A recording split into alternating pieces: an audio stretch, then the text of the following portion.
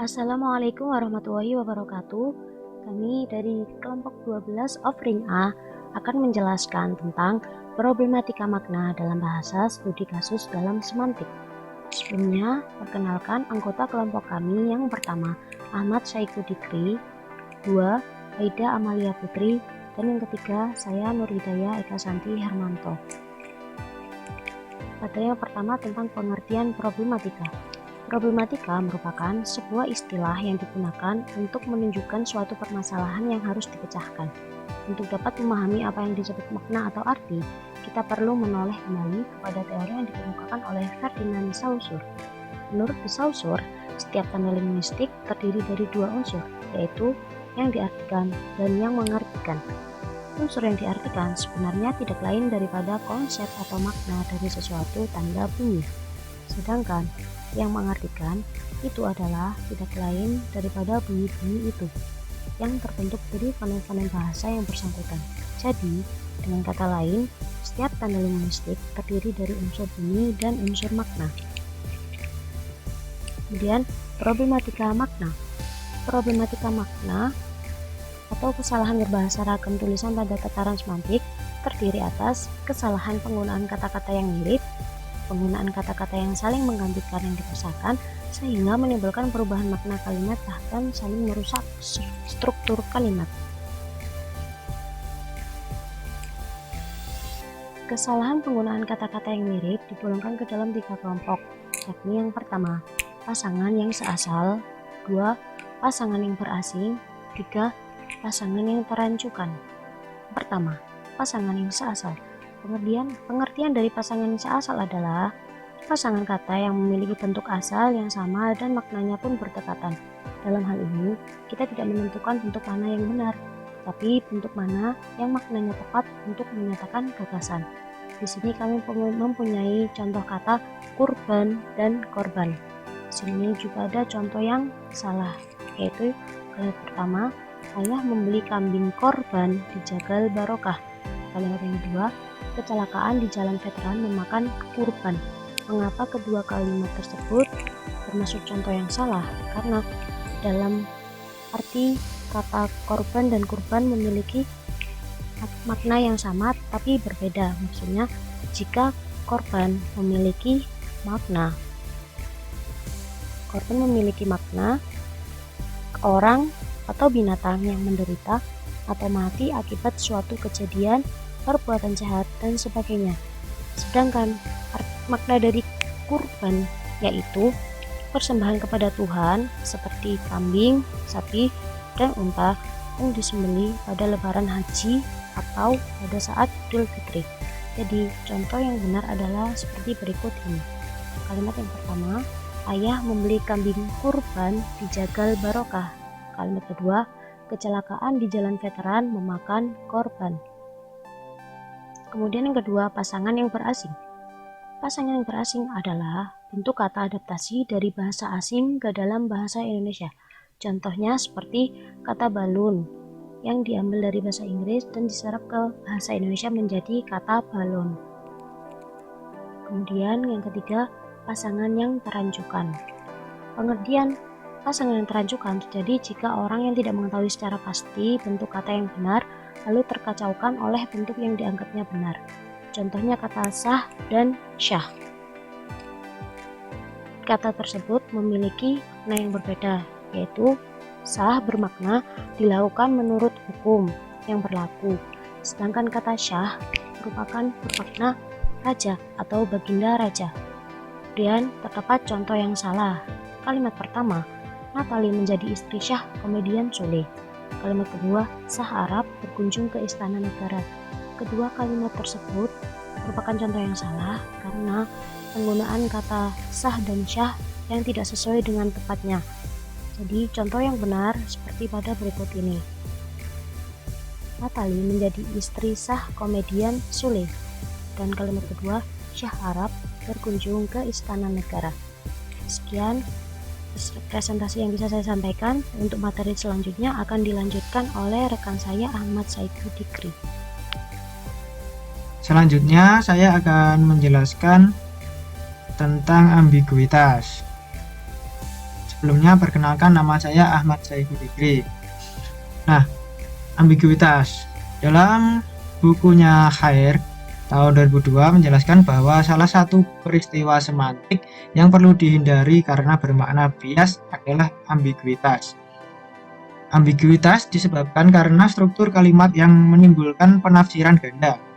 Contohnya, Dirgahayu RI ke-71 dan Kota Mataram ke-23. Pada kalimat tersebut tidak tepat secara struktur sehingga menimbulkan ambiguitas. Kegandaan makna pada kalimat di atas, yaitu keterangan jumlah pada kalimat tersebut bisa jadi menerangkan peristiwa Dirgahayu itu sendiri, dan bisa jadi menerangkan jumlah negara RI. Makna yang ingin dimunculkan oleh pembuat ucapan tersebut tentunya Dirgahayunya yang ke-71, bukan Republik Indonesianya. Namun makna ini tidak menjadi jelas karena struktur kalimat yang digunakan tidak tepat.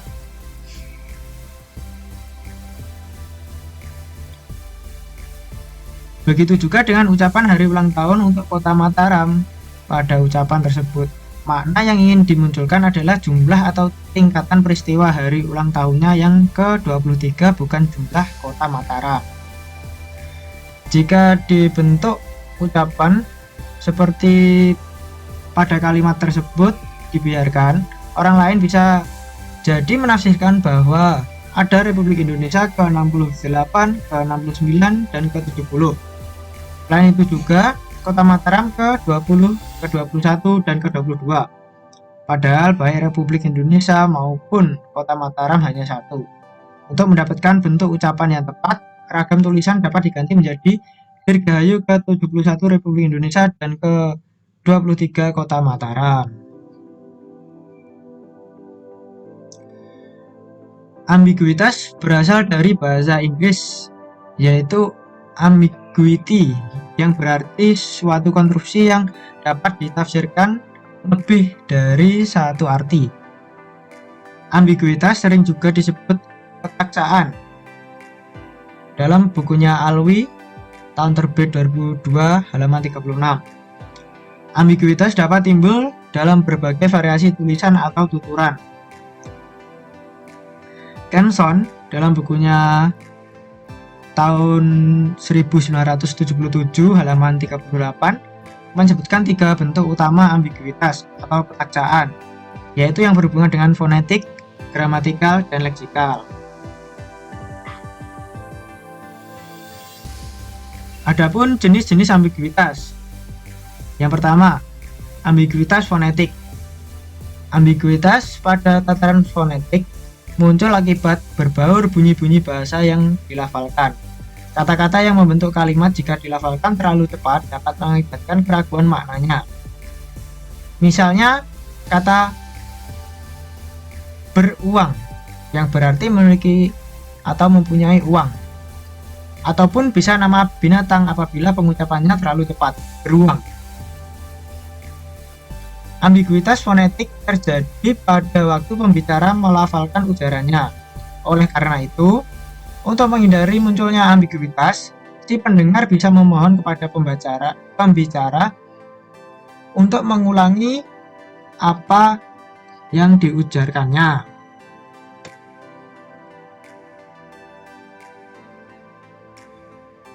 Ambiguitas gramatikal. Ambiguitas gramatikal muncul pada tataran morfologi dan sintaksis.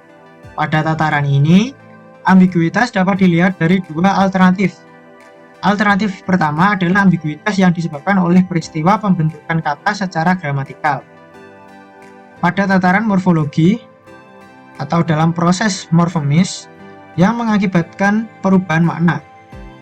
Misalnya pada kata pemukul dapat bermakna ganda, orang yang memukul atau alat untuk memukul.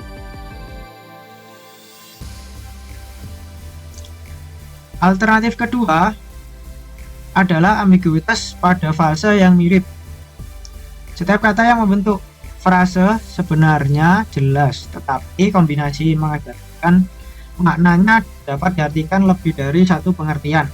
Dalam bahasa Indonesia, frasa orang tua dan lampu hijau dapat bermakna ganda, yaitu orang yang tua atau ibu bapak. Sedangkan pada frasa lampu hijau dapat diartikan diizinkan atau disetujui dan atau lampu yang berwarna hijau. Materi selanjutnya akan dijelaskan rekan saya, yakni Aida. Di sini saya akan melanjutkan materi selanjutnya, yakni membahas tentang ambiguitas leksikal. Pengertiannya yaitu setiap kata dapat bermakna lebih dari satu, dapat mengacu pada benda yang berbeda sesuai dengan lingkungan pemakaiannya. Dalam tataran leksikal, ambiguitas dapat dilihat dari dua sisi. Segi pertama adalah gejala polisemi. Misalnya, pada kata haram dalam bahasa Indonesia dapat bermakna 1. Terlarang, tidak halal. Haram hukumnya apabila makan daging babi. Yang kedua yakni suci, tidak boleh dibuat sembarangan. Tanah haram atau Masjidil Haram itu adalah semulia-mulianya tempat di bumi. Dan segi kedua adalah homonim, yaitu kata-kata yang sama bunyinya. Dalam bahasa Indonesia bisa berarti dapat atau racun. Pukul berarti jam atau ketuk. Segi kedua ini tidak menimbulkan ambiguitas apabila dilihat penggunaannya dalam konteks. Selanjutnya yaitu ambiguitas sintaksis. Pada bidang sintaksis pun banyak ditemukan ambiguitas, baik dari segi komposisi, idiomatik, maupun strukturnya. Komposisi dibuat dengan menggunakan kata-kata sehingga kemungkinan terjadi ambiguitas sangat besar. Terjadi penggunaan komposisi dan idiomatik di bawah ini. Yang pertama, 1. Mereka angkat topi kepadanya. Yang kedua, dia sudah gulung tikar. Yang ketiga, merekalah yang bermain di belakang layar. Secara lugas, makna angkat topi, gulung tikar, bermain di belakang layar adalah arti biasa, tetapi juga dapat berarti memberikan pujian, bangkrut, dan tidak diketahui umum. Inilah sebagian kecil komposisi yang membawa arti ganda sehingga menimbulkan ambiguitas. Selanjutnya yakni faktor penyebab ambiguitas, yakni faktornya disengaja. Sengaja dalam hal ini memang konteks mengambigukan untuk sebuah humor atau lelucon. Contoh, tuntutlah ilmu sampai ke negeri Cina, tetapi ilmu belum tentu salah, jadi jangan dituntut. Yang selanjutnya yakni tidak sengaja.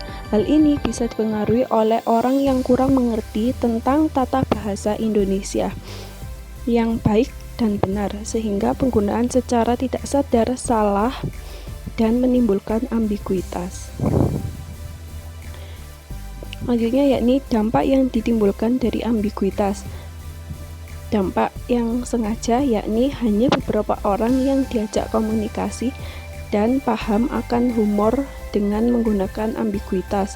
Di luar itu akan merasa kebingungan dan cenderung memiliki persepsi yang negatif. Dan yang tidak sengaja akan menimbulkan gagal komunikasi antara sender dan receiver.